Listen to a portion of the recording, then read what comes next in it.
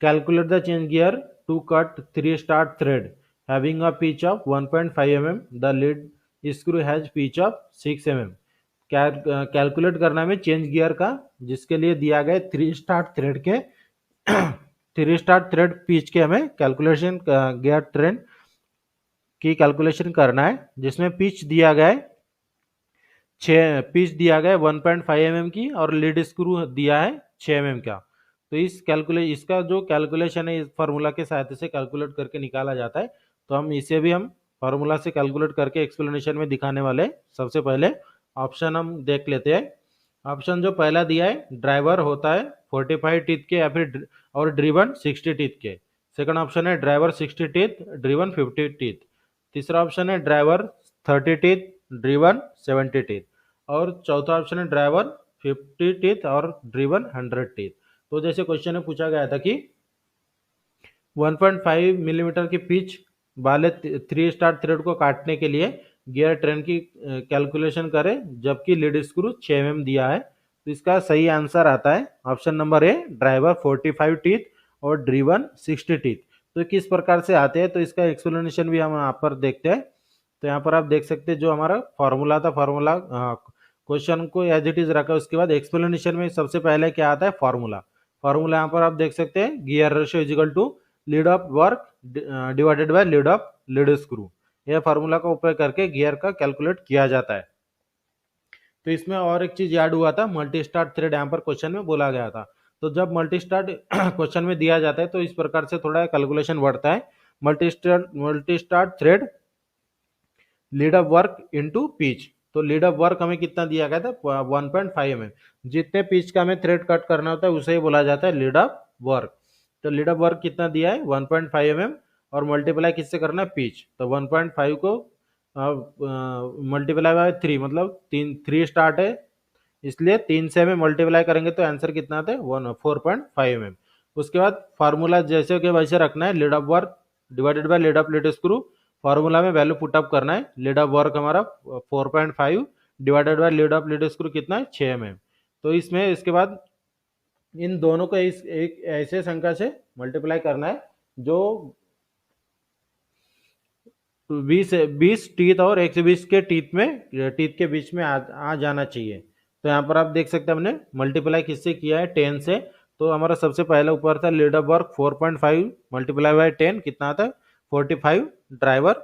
और पिच हमारा था लीड ऑफ लीड स्क्रू का 6 mm, इसमें भी मल्टीप्लाई करेंगे 10 से तो आंसर आता है 60। तो जो ड्राइवर हमारा आता है कैलकुलेट करने के बाद 45 टीथ के ड्राइवर और 60 टीथ के ड्रिवन।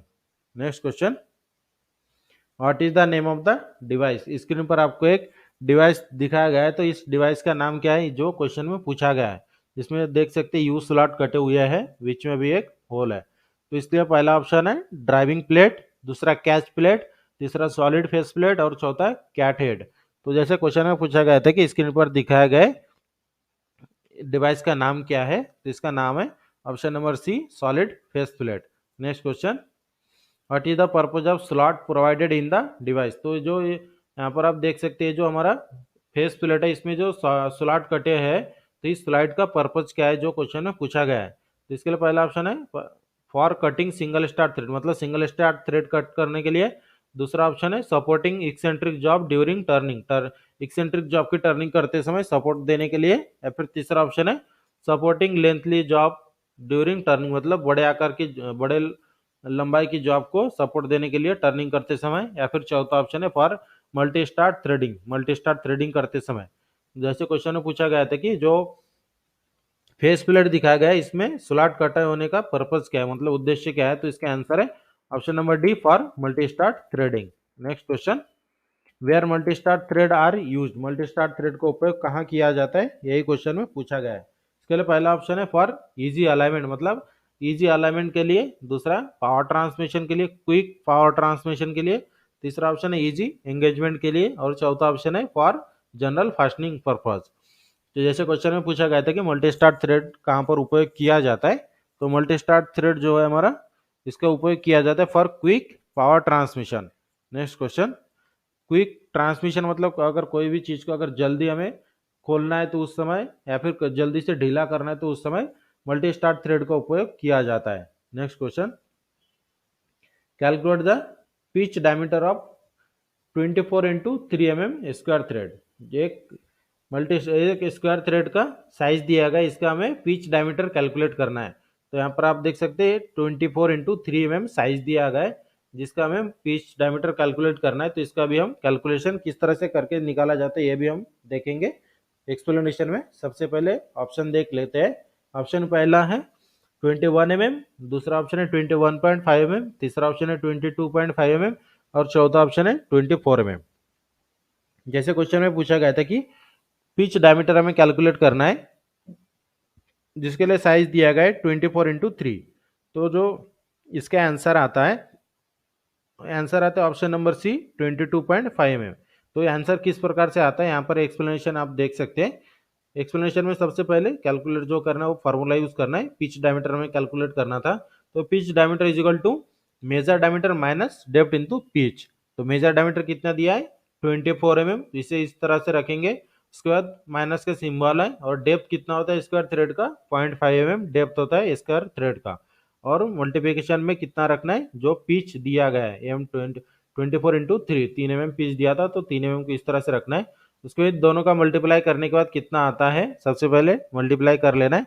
3 को मल्टीप्लाई 0.5 से करने के बाद 1.5 आता है। उसके बाद जो बाकी की वैल्यू है इसे एज इट इज रखना है। उसके बाद इससे माइनस कर लेना है, 24 से 1.5 माइनस कर लेना है, जो आंसर आता है हमारा 22.5 mm। इस तरह से पिच डायमीटर को कैलकुलेट किया जाता है स्क्वायर थ्रेड के। Next question, what is the relationship between pitch and lead in multi start thread. Multi start thread में पिच और लीड का क्या संबंध होता है, मतलब किस प्रकार से रहते हैं लीड और पिच मल्टी स्टार्ट थ्रेड में, यही क्वेश्चन में पूछा गया है। तो इसके लिए पहला ऑप्शन है lead is equal to number of start into pitch, दूसरा ऑप्शन है लीड इंटू पिच, तीसरा ऑप्शन है lead into half into pitch और चौथा ऑप्शन है lead is equal to 1/3 into pitch. तो क्वेश्चन में क्या पूछा गया था कि मल्टी स्टार्ट थ्रेड में पिच और लीड किस प्रकार से होते हैं। तो इसका जो आंसर है option number A, lead is equal to number of start into pitch. जैसे मान लीजिए अगर डबल स्टार्ट थ्रेड का अगर हमें लीड निकालना है तो पिच जो भी दिया जाता है, मान लीजिए 2 mm पिच है तो इसमें इस तरह से कैलकुलेट करना है, नंबर ऑफ स्टार्ट 2 और पिच 2 दिया है तो इसका आंसर आ जाता है 2 इंटू 2 मतलब 4। अगर 2 mm का पिच है और उसमें मल्टी स्टार्ट थ्रेड है तो इसका लीड आ जाता है उसका डबल मतलब 4। इस प्रकार से मल्टी स्टार्ट थ्रेड का लीड कैलकुलेट किया जाता है इस फॉर्मूला का उपयोग करके, lead is equal to number of start into pitch. Next question, how many teeth gear are use as translating gear to cut metric thread on British lathe. British lathe में metric thread अगर हमें cut करना है तो कौन सा translating gear का उपयोग किया जाता है, कितने नंबर के टीथ के ट्रांसलेटिंग गियर का उपयोग किया जाता है ब्रिटिश लेथ में अगर मेट्रिक थ्रेड कट करना है, यही क्वेश्चन में पूछा है। इसके लिए पहला ऑप्शन है 100 टीथ, दूसरा 127 टीथ, तीसरा 140 टीथ और चौथा ऑप्शन है 135 टीथ। तो क्वेश्चन क्या पूछा गया था कि ब्रिटिश लेथ पे मेट्रिक थ्रेड कट करना है तो उस समय कौन से ट्रांसलेटिंग गियर, कितने टीथ के ट्रांसलेटिंग गियर का उपयोग किया जाता है। तो इसके आंसर आता है ऑप्शन नंबर बी 127 टीथ के ट्रांसलेटिंग गियर का उपयोग किया जाता है।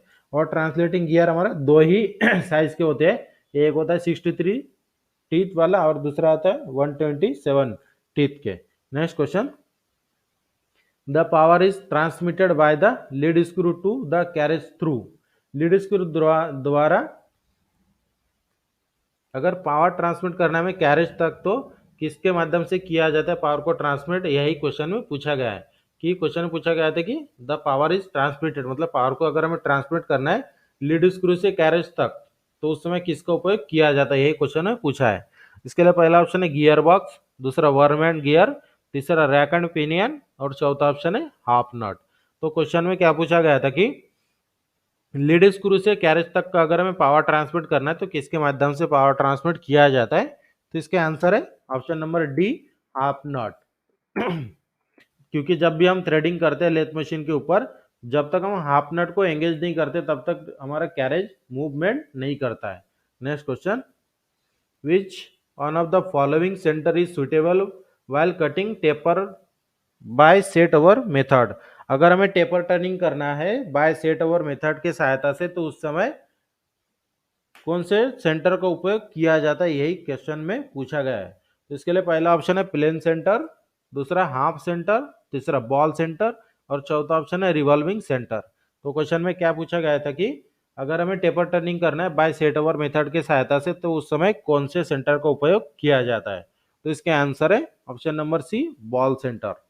जैसे क्वेश्चन में पूछा गया है कि टेलेस्टॉक ऑफसेट मेथड से अगर टेपर टर्निंग करना है तो कौन से सेंटर का उपयोग किया जाता है, तो उसी का आंसर है हमारा option number C, ball centre.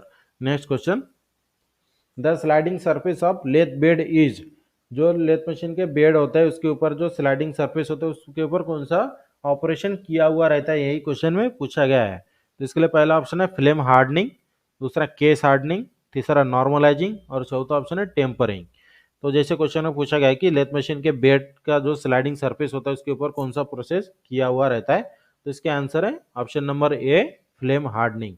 Next question, is an one side tool post, one side tool post में कितने बोल्ट होते हैं कटिंग टूल को पकड़ने के लिए, यही क्वेश्चन में पूछा गया है। ये बहुत ही इंपॉर्टेंट क्वेश्चन है कि in an open side tool post, open side tool post में कितने बोल्ट होते हैं कटिंग टूल को पकड़ने के लिए, यही क्वेश्चन में पूछा है। इसके लिए पहला ऑप्शन है single tool post in held with 3 bolt, मतलब सिंगल कटिंग टूल को एक ही कटिंग टूल को पकड़ सकते हैं 3 बोल्ट की सहायता से।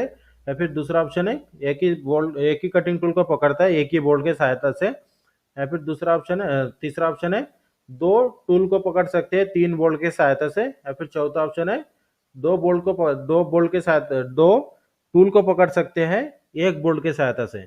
तो क्वेश्चन में क्या पूछा गया था कि वो ओपन साइड टूल पोस्ट में कितने बोल्ट होते हैं, कितने कटिंग टूल को हम पकड़ सकते हैं।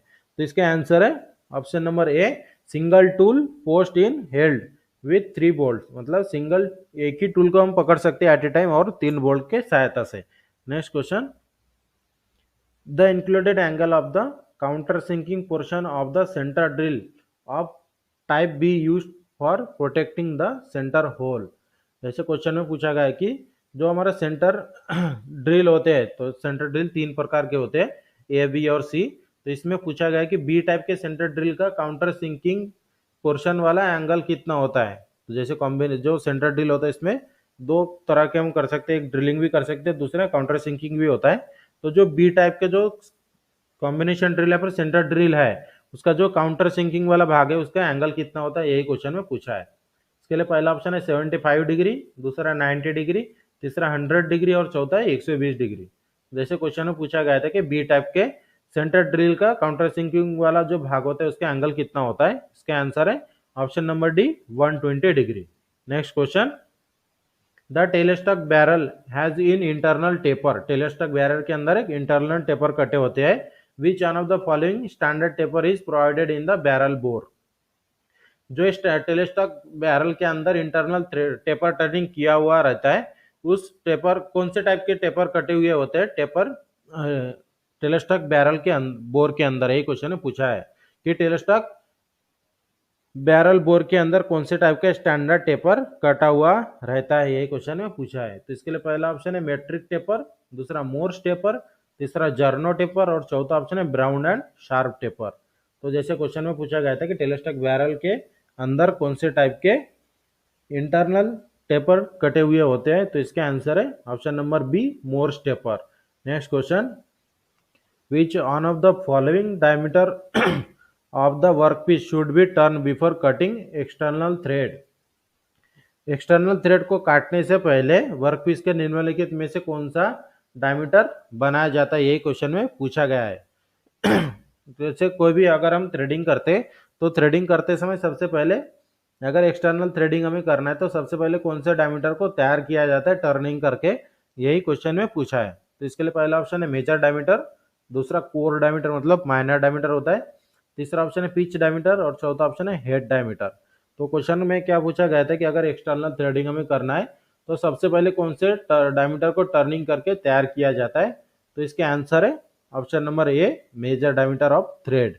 Next question, a metric self releasing taper is specified as ISO 80, the number indicated that question में पूछा गया है कि सेल्फ रिलीजिंग मेट्रिक टेपर का एक साइज दिया गया है, जैसे यहाँ पर आप देख सकते हैं ISO 80।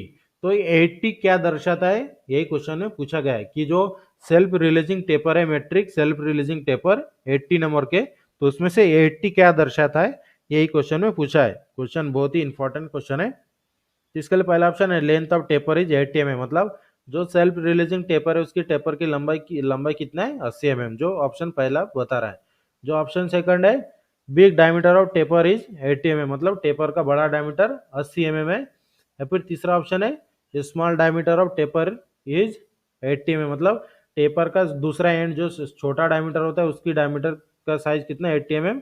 या फिर चौथा ऑप्शन है diameter up to which the matching part match, मतलब दोनों तरफ के डायमीटर का माप कितना दिया, 80 mm। तो क्वेश्चन में क्या पूछा गया था कि मैट्रिक सेल्फ रिलीजिंग टेपर का जो साइज दिया गया है 80, तो इस 80 क्या दर्शाता है, यही क्वेश्चन में पूछा गया था। तो इसका आंसर है option number B, big diameter of taper, मतलब टेपर का सबसे बड़ा डायमीटर जो 80 mm है, यही दर्शाता है ISO 80 metric self releasing taper. तो इस तरह से आज के क्लास में हमने बहुत ही इंपॉर्टेंट 30 क्वेश्चन सॉल्व करके दिया है। इस तरह के रेगुलर क्लास के लिए मेरे चैनल को सब्सक्राइब करके बेल आइकन को दबाएं, ताकि मेरे वीडियो की नोटिफिकेशन आपको टाइम पर मिलते रहे। और इसी तरह के रेगुलर क्लास भी हम आपको एग्जाम तक पूरे रेगुलर ही लेंगे। और वीडियो हमारी अच्छी लगी तो हमारे चैनल को सब्सक्राइब करें, शेयर करें और लाइक जरूर करें।